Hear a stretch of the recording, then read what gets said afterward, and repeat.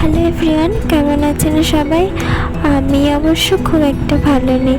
আসলে কয়েক মাস ধরেই আপনাদেরকে কোনো ভিডিও আমি দিতে পারিনি, কারণ আমার শরীরটাও খারাপ ছিল আর মাঝে কাজও পড়ে গেছিলো। এরই মধ্যে ফোনটাও খারাপ হয়ে গেছিলো। তো যাই হোক, আজ অনেক দিন পর ভিডিও দেওয়ার জন্য মাপ চাইছি।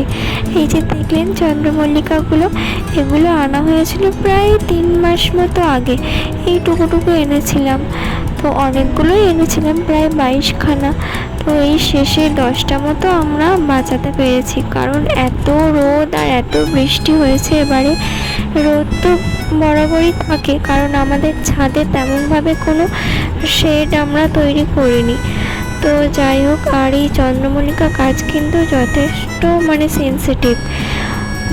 শীতকাল ছাড়া বর্ষাকাল বা গরমকালে বাঁচানো খুব মুশকিল।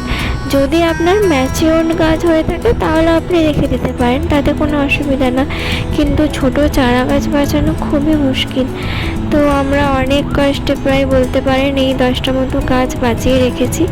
তো আজকে এই কদিন ওয়েদারটা যেহেতু ভালো, সেই জন্য আমরা সাহস করে বললাম না, রিপোর্ট করে দেওয়াই যাক। কারণ দেখেছেন কীরকমভাবে রুট হয়েছে, প্রতিটা গাছেই প্রায় রুট বল খুব ভালো হয়ে গেছে।